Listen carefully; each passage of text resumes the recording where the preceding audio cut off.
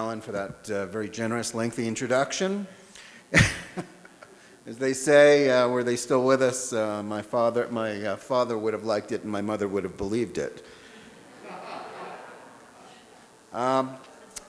We've gotten a lot of food. First of all, let me say also thank you for inviting me into your beautiful town this week. I was in Israel actually for a little longer than 10 days. I was along for 3 weeks for most of this last concluded war. And it's a pleasure to come here to your beautiful town and to this beautiful structure, of which you should all be very proud. This is quite an accomplishment, and it's really an honor to be here. Now, this film has given us a lot of food for thought, and I don't want to reiterate a lot of the points that we've been given and that we can discuss at length as we go on. But what I do want to do is to place it in perspective, and the perspective of the last month. Because this film was completed at the end of last year, or really, I guess, at the beginning of this year. And, in the news business, time moves on. But in the case of the events of the last several months, and in particular the events of the last few weeks, the message of this film is more important than even it was when it was first put to print. Because everything that we've seen in the last few weeks really just emphasizes the points that it tried to make to us. Now, let me first say, and it's a fair question that people ask, why focus on J Street? It's one more Jewish organization, and to be fair, it is by no means the most problematic in some ways for Israel right now. We heard of Jewish Voices for Peace. They are getting much louder, and if we believe the forward in a piece last week, that J Street is losing ground to the really openly anti-Zionist groups.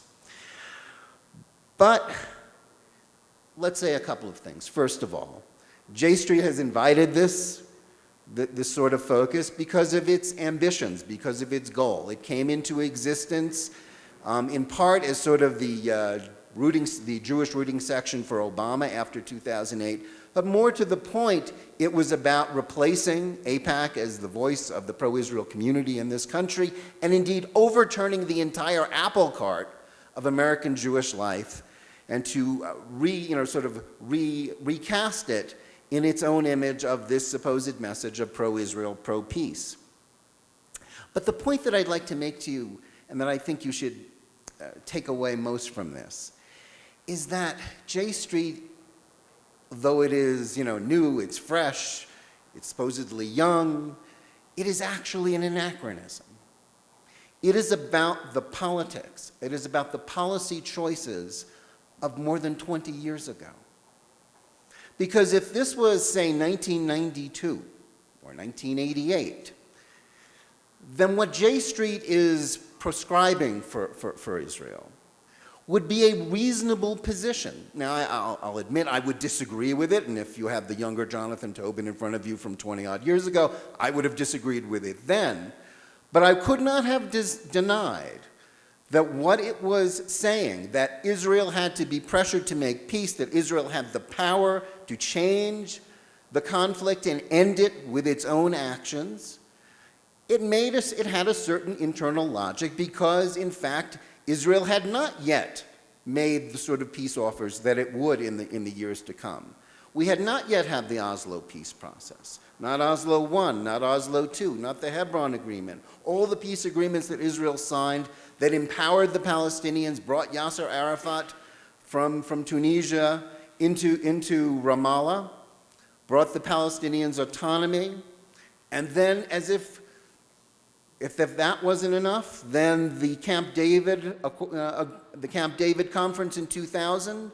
I know most journalists tend to think that ancient history is what happened the day before yesterday, but it's still important to remember that Israel offered the Palestinians a Palestinian state in almost all of the West Bank and Gaza, and even a share in Jerusalem in 2000, and was turned down by Yasser Arafat. And then again in 2001, and he indeed answered that peace offer from Ehud Barak, the then Prime Minister of Israel, with a terrorist war of attrition. And if that wasn't enough, then in 2005, when Ariel Sharon withdrew every Israeli soldier, settlement, and settler from Gaza. There was no peace then. And again in 2008, I'm being tedious, I keep repeating myself. In 2008, Ehud Olmert, who we saw in this film saying that there was a peace partner, but in fact, when he offered the same peace deal, in fact, with a few additions to the Palestinian leader, not the cartoon villain Yasser Arafat, but the supposedly more moderate Mahmoud Abbas in 2008 after the Annapolis conference here in this country, what did Abbas do? Well, technically he didn't say no. He just fled the room. It was like one of those cop shows where they flee the vicinity. He fled. Rather than actually being forced to answer it one way or another, he left the negotiations. And now again in this last year, when Secretary of State Kerry promoted a new peace process, Israel again came to the table with it very clear that it would accept a two-state solution in exchange, again, for this terrible thing, for them to say those two terrible words, Jewish state. Abbas wouldn't do it. This was, in effect, a fourth denial, a fourth turn down of peace. Is that enough? Well, apparently not. Because what we saw in this last month, in this terrible war that I just had the privilege of being there with the Israeli people and to cover and to see the soldiers heading to the border and to spend weeks with the Israeli people ducking in and out of bomb shelters, we've seen that it is still not about the occupation. It is still not about whether Israel will agree to a two-state solution, which it has already numerous times agreed to. It is about whether there should be a Jewish state. We need to look at the news and see what we saw these last few weeks. It wasn't just rockets flying. There was those tunnels. The tunnels that were used, which the Palestinian, the Hamas, in what is in effect an independent Palestinian state in all but name in Gaza, as it has existed since 2005, and now it's under Hamas rule since 2007. All the aid that was poured into there by foreign donors, the concrete that even Israel let in, what was it used for? It was used to build a vast underground tunnel city in Gaza. In effect, and one of the things you heard in the media, that it was very unfair that Israelis, in this war, they weren't being killed in the same numbers that Palestinians were, for which Israelis were supposed to apologize, because the Israelis had bomb shelters and the Palestinians didn't. Well, actually, in Gaza, they did have bomb shelters. In fact, there is more reinforced concrete shelters underneath the surface of Gaza than there is per square mile than in any part of Israel. Unfortunately, the bomb shelters were for the bombs, not to shelter the people. They were for the Hamas fighters. Those, and I might add about those Hamas fighters whom you never saw on television. Those rockets that went up by their thousands. I can tell you, I was there. There was one night I was sitting with friends on their balcony in Modi'in, which their balcony had a good view of the coastal plain, and they also had an Iron Dome battery in their neighborhood, which was a military secret. But now I guess I can say it. And we watched the show for a while until the sirens that were in the distance started coming toward us, and then we took shelter in their safe room where their infant baby was sleeping and was awoken. Never wake up a sleeping baby.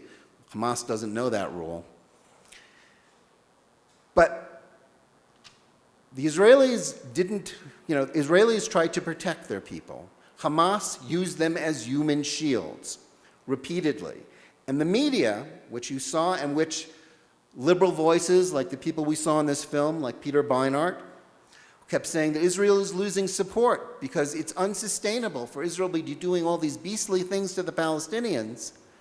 And yet the same media, and it's because Israel's losing support, because how can you support a country that is being portrayed as doing all these bad things? And yet the same media that is facilitating this message And they were there in their hundreds inside, if not their thousands inside Gaza, yet never once did the New York Times or virtually any other newspaper publish a photo of a Hamas fighter who we know exists in their thousands. I guess they're like vampires. They can't be photographed. Never once during all the weeks of this conflict did you see a single piece of video, and we know that there was a lot of video cameras inside Gaza, of the rockets going up against Israel. Not once, and it's only in the last couple of days, if you've been watching the news, that Finnish and Indian reporters are now, once they left Gaza, are now showing videos of the rockets going up. Not merely the rockets going up, but going up in the vicinity of schools and of mosques and of shelters where Palestinians are staying, just as Israel said they were doing all along, and which the media tended to deny over these past few weeks. We've seen this, and we also saw the tunnels, in which all that aid had been poured into. For what? For murder, for kidnapping, for what we now believe to be what was their plan, was a mass terrorist attack aimed for this coming Rosh Hashanah. That would have been a nice New Year's present to the world, wouldn't it have been? So what does this tell us? Well, we need to heed the message of the tunnels. They're telling us something. That when Hamas says that the resistance, as they call themselves, is about resisting the occupation, this occupation that J Street keeps telling us is the obstacle to peace, they aren't talking about the question of where the border should be, the theoretical border should be in the West Bank between Israel and a Palestinian state. They're talking about Israel inside the 67 borders, which Jeremy Ben-Ami says he supports. The whole point of this war was about this ongoing war of destruction against Israel and the Jewish people, and how this notion that if only Israel would do what J Street, what the left in this country in some cases, and in some cases the far right wants them to do, there would be peace. We've seen again in the last few weeks that this is a lie. This is just not true. And if we ignore that, we're ignoring so much that's important. Now, in understanding this, that leaves us with the question of what we are to do about this as a community. And that's what I most want to leave you with. And we can talk about more about Gaza. We can talk more about sort of the infighting. But what are we to do? The activities of groups like J Street that claim to be pro-peace and pro-Israel, but devote much of their energies to undermine Israel's democratically elected government and its friends here in the United States, are not only wrong on the issues, they're also fundamentally irrelevant to any rational discussion of the conflict. Because one of the most important things I can tell you is that J Street believes that American Jewry is divided between left and right, and between the people who are trying to suppress the vision of peace and the people who are speaking up for peace. But in terms of being pro-Israel, they need to listen to the people of Israel. Because I can tell you the people of Israel are not disunited on the question of their survival, of what it takes for their survival. And in a very fractious country, with divisive politics that makes our own look like beanbag, they are in their, by 90%, they support this government and in Jerusalem and what it's trying to do. And we need to understand that those who say that Israeli democracy needs to be invalidated and overridden by either American Jews who know better or by an American government that claims to know better, that they're irrelevant to what it means to be pro-Israel. The left versus right arguments that have animated so much of our discussions about Israel in the last 20 years are simply outdated, because contrary to the myths propagated by such false friends, the conflict would continue, albeit on even more disadvantageous terms for Israel, even if it withdrew every Jew from the West Bank and even from Jerusalem. The critics are wrong. An Israel that would supposedly be more acceptable to young Americans, as Jeremy Ben-Ami keeps telling us, wouldn't be loved any more than the real complex Israel that actually exists.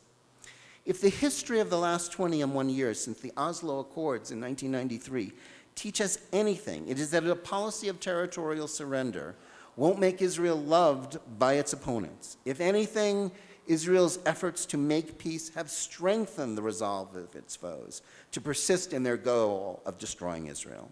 In those 21 years, the vitriol against Israel has increased rather than diminishing. The peace process has had the ironic effect of bringing anti-Zionism from the margins to the mainstream in Europe and on American college campuses. We must meet the challenge posed to us by these critics head-on by asserting the justice of Israel's cause and of Zionism. We must not be afraid of turning off the faint of heart or supposedly the young when we confront these critics bluntly and tell them that Israel's cause won't be advanced by abandoning its people to their foes or by saving them from themselves or by denying the reality of the existential threat that still hangs over it. Our tent can and should be big, and Friends of Israel can, as Americans do in terms of our own politics, differ on a great many things. But we must be united in our understanding that the great divide today is not between left and right, as J Street would have it, but between those who comprehend that the conflict in the Middle East is not about settlements or borders or territory or even about terrorism. It is about whether the Jewish people are entitled to one homeland or not. That's what's at stake now. Listen to Hamas. That's what they're telling you. Listen to the Palestinian Authority when they're not speaking to the American press, and that's what they're telling you. Anyone who doesn't get that is not only not defending Israel against those who would destroy it. Anyone who doesn't get that is missing the point about the conflict. They're willfully deceiving themselves and others about what is at stake here. Whether it is cloaked in the rhetoric of the left or of the traditional right, anti-Zionism is merely the latest variant of an old and persistent virus, anti-Semitism. And if you didn't get that, you should have gotten that from watching the demonstrations in Europe, in Paris, where a synagogue was besieged by a mob throwing rocks, and in other instances all across Europe, and in the hateful rhetoric that we've even seen in the United States at anti-Israel demonstration these last few weeks. To be frank, anyone who would deny the Jews and their state the same rights and protections that they readily grant other people or any state, and who judge it by standards that they never apply to others, are simply practicing bias that we must not refrain from calling by its right name, Jew hatred.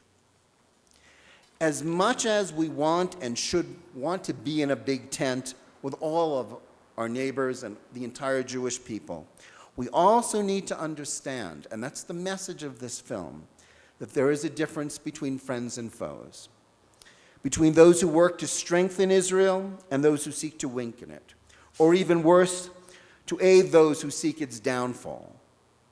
We cannot be afraid of labeling those who are ambivalent about boycotts of Israel and who support efforts to isolate it or who want pressure against it, against its government.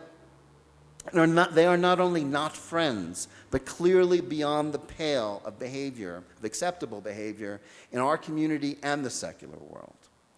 Let's remember that those who follow the path of the critics, the Peter Beinarts, the Jeremy Ben-Amis, people who consistently work to undermine Israel, are taking the path of least resistance, not heroism. Though like some American foes of Israel, they claim that they're being persecuted for their beliefs, they are in fact following a very fashionable path which gives them prestige, if not particular honor. That leads us to the key question of what it takes these days to be a friend of Israel. Now, it is true, we must arm ourselves and our children with knowledge about the facts about this struggle. We must visit Israel. Yeah, even when times are bad, you can still visit Israel.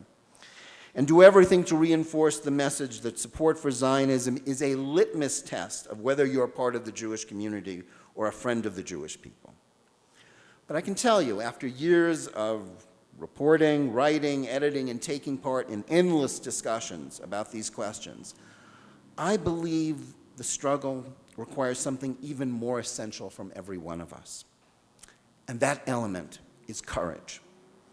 It is the quality above all that we must cultivate in our leaders and in our children. We must teach them to stand up for themselves and for our people and for the cause of Israel. The dynamic that those who seek to undermine support for the Jewish state is based on the willingness of too many of us to simply sit back and let them get away with it.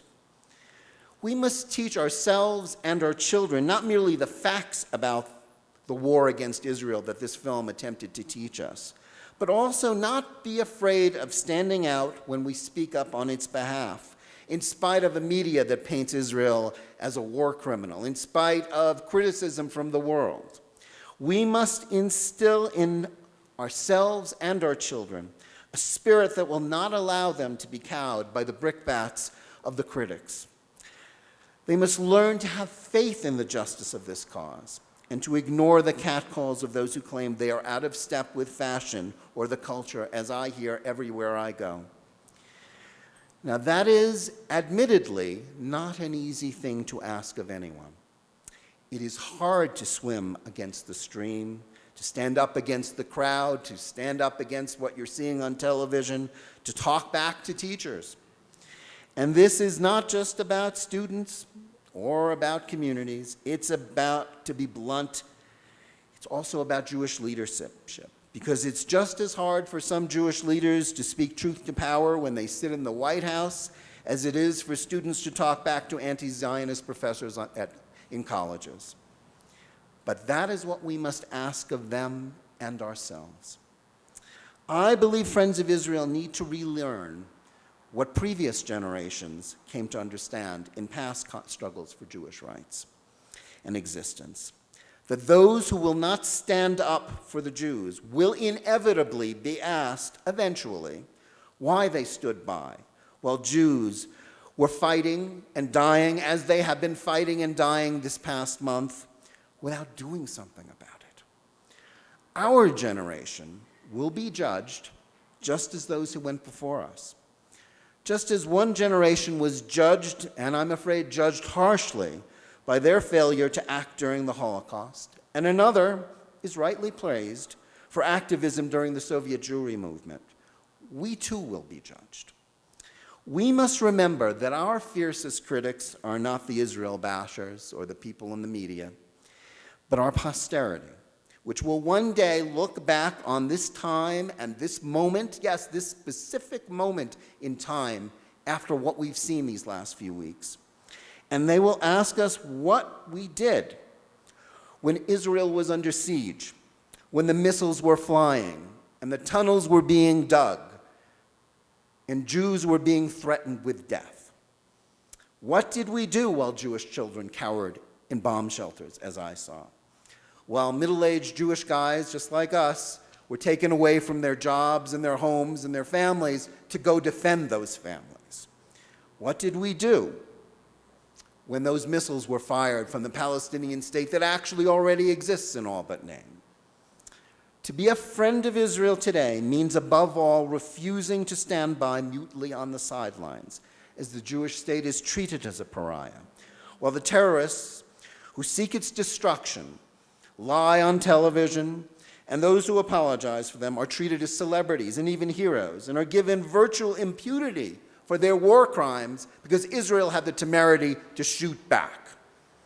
We must do so not in the name of a mythical perfect Israel, as our opponents sometimes claim, but on behalf of a living, breathing, imperfect, and at times, as anybody who's visited there knows, infuriating country.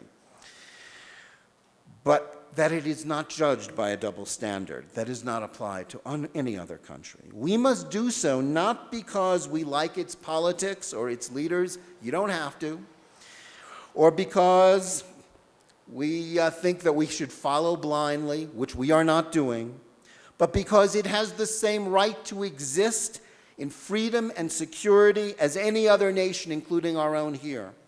And we should do so with confidence. Yes, confidence, not fear. Because we should understand that support for Israel is deeply embedded in the political DNA of America, and that contrary to what J Street and others say, what they're always telling us, that we're losing support, in fact, the vast majority of Americans care deeply about Israel and oppose the efforts of those who wish to undermine it. When faced with the lies, the distortions, and the unfair criticisms that we've just learned a little bit about, what must we do? We must write, we must speak, we must act, we must do anything but to stand silent while the mob of appeasers and liars and anti-Semites howl for Israel's blood. We simply dare not fail to meet this challenge. Though some say that even time is against Israel, we hear that often, I tell you that we dare not fail because this is the moment for us to stand up. And I would say with God's help and with the courage of this community and communities all over this country, I believe with perfect faith that Israel will endure and triumph, and that Israel and its friends will emerge triumphant from this difficult chapter in history, no matter what J Street says. Thank you for your patience, and I look forward to your questions.